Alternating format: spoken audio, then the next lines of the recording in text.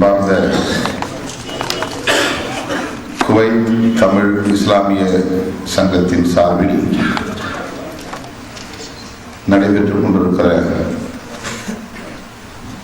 ஐம்பெரும் விழாவின் இரண்டாவது நாள் சிறப்பு நிகழ்ச்சியின் தலைவர்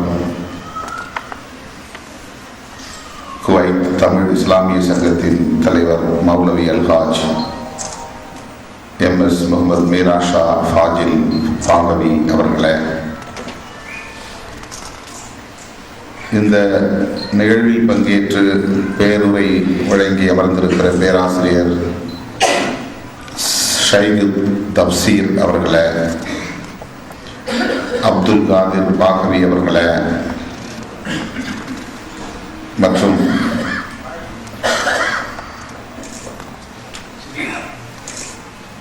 ஆலூர் ஷானவாஸ் அவர்களே, கலீல் அகமத் அவர்களே, சிறப்புரை வழங்கியிருக்கிற பெரியோர்களே, இங்கே திரளாக கூடியிருக்கிற எனது அருமை இஸ்லாமிய சொந்தங்களே, உங்கள் அனைவருக்கும் என்னுடைய பணிவார்ந்த வணக்கத்தை தெரிவித்துக் கொள்கிறேன். குவைத் இஸ்லாமிய தமிழ்ச்சங்கத்தின் சார்பில் நடைபெறுகிற இந்த ஐம்பெரும் விழாவில் பங்கேற்று உரையாற்றக்கூடிய, கருத்துக்களை பகிர்ந்து கொள்ளக்கூடிய ஒரு வாய்ப்பை எனக்கு வழங்கியமைக்காக முதலில் உங்கள் யாவருக்கும் என்னுடைய நெஞ்சார்ந்த நன்றியை தெரிவித்துக் கொள்கிறேன். இன்று மாலை நடைபெறுகிற நிகழ்ச்சியில் மீண்டும் உங்களுடைய நான் உரையாற்ற இருக்கிறேன். ஆகவே மிகச் சுருக்கமாக இந்த நிகழ்வில் சில கருத்துக்களை உங்களோடு நான் பகிர்ந்து கொள்ள விழைகிறேன். கடல் தாண்டி இந்த மண்ணில் வாழ்ந்து கொண்டிருந்தாலும் தாய் மண்ணை மறவாமல், தமிழ் மொழியை மறவாமல், அந்த மொழி உணர்வோடு மண் பற்றோடு ஒருங்கிணைந்து ஒற்றுமையாக நீங்கள் வாழ்ந்து கொண்டிருப்பதை எண்ணி பெருமைப்படுகிறேன், மகிழ்ச்சி அடைகிறேன், வாழ்த்துகிறேன். நமக்கு பல்வேறு அடையாளங்கள் உண்டு. மொழி அடையாளம் உண்டு, மத அடையாளம் உண்டு, மண் அடையாளம் உண்டு, இன அடையாளம் உண்டு. இப்படி ஒவ்வொரு அடையாளம் உண்டு. அவரவர் விரும்புகிற அடையாளத்தை உயர்த்தி பிடிக்கிறோம். அந்த அடையாளங்களுக்குள் சில நேரங்களில் நாம் மிகவும் தீவிரமாக மூழ்கி விடுகிறோம். சிலர் தமிழன் என்கிற அடையாளத்தை உயர்த்தி பிடிப்பதுண்டு. சிலர் முஸ்லிம் என்கிற அடையாளத்தை உயர்த்தி பிடிப்பதுண்டு. சிலர் இதையெல்லாம் கடந்து சாதி என்கிற வளையத்திற்குள்ளேயே மூழ்கி கிடப்பதுண்டு. இந்த அடையாளங்களை தாண்டி சிந்திக்க வேண்டும். இந்த அடையாளங்களை தாண்டி மனிதநேயத்தை புரிந்து கொள்ள வேண்டும் என்பதுதான் இஸ்லாத்தின் அடிப்படை என்பதை நான் வருகிற போது ஆலூர் ஷானவாஸ் குறிப்பிட்டு உரையாற்றி கொண்டிருந்தார்.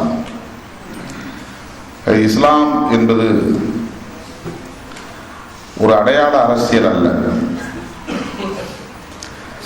தொப்பி வைத்துக் கொள்ள வேண்டும், தாடி வளர்த்துக் கொள்ள வேண்டும், லுங்கி அணிந்து கொள்ள வேண்டும்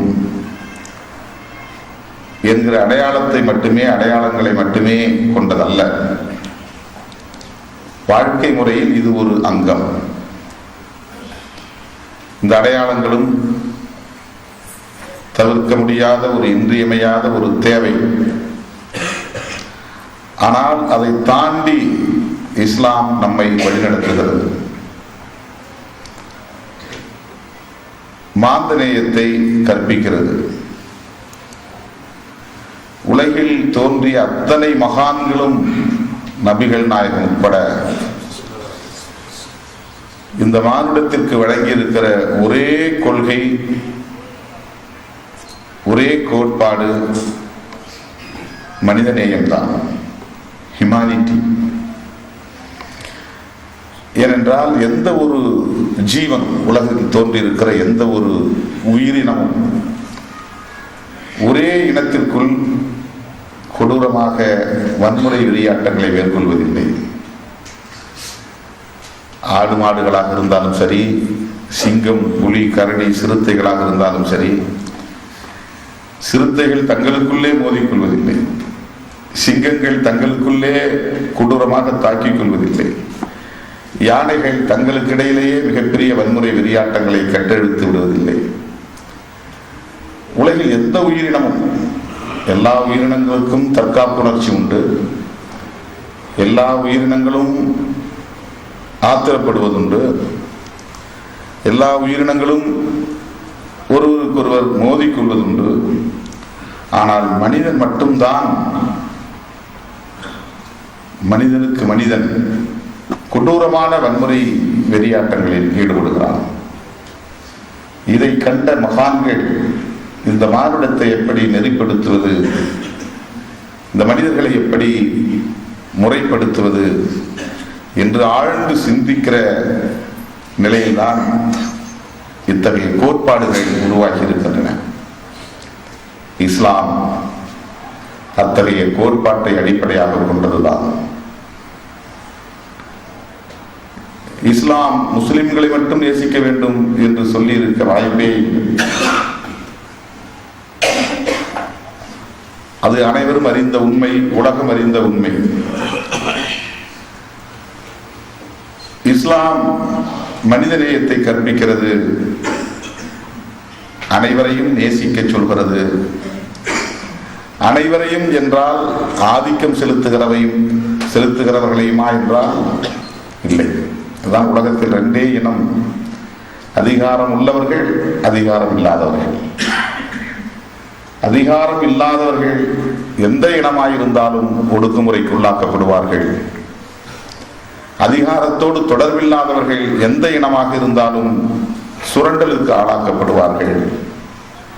அதிகாரத்தை பற்றி சிந்திக்காதவர்கள் எந்த மதமாக இருந்தாலும் அவர்கள் வன்முறை வெறியாட்டங்களுக்கு ஆளாக்கப்படுவார்கள்.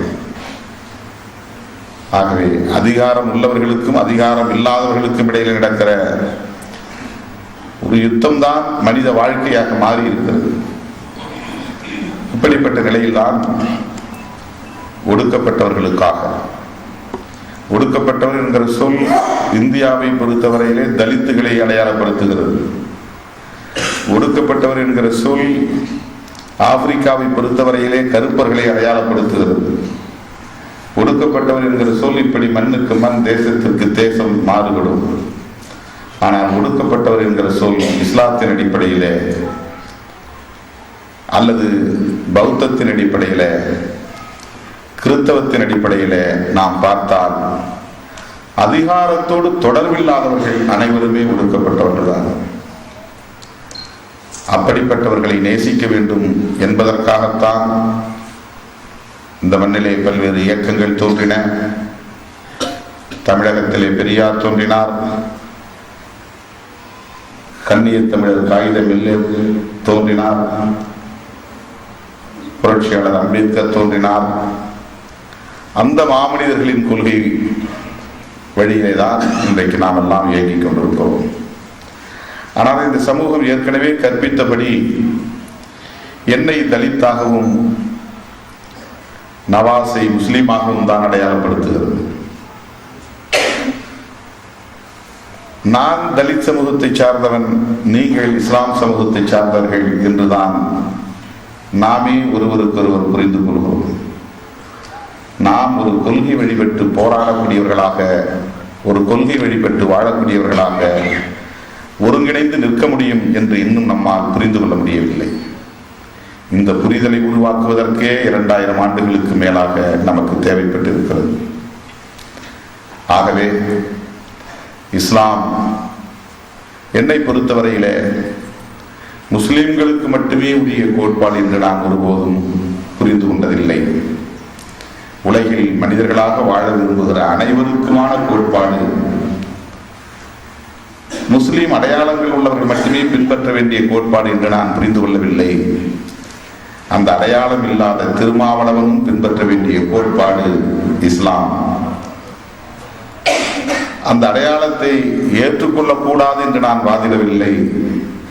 அந்த அடையாளம் இல்லாதவர்களும் பின்பற்றலாம் என்று நான் வாதிடுகிறேன்.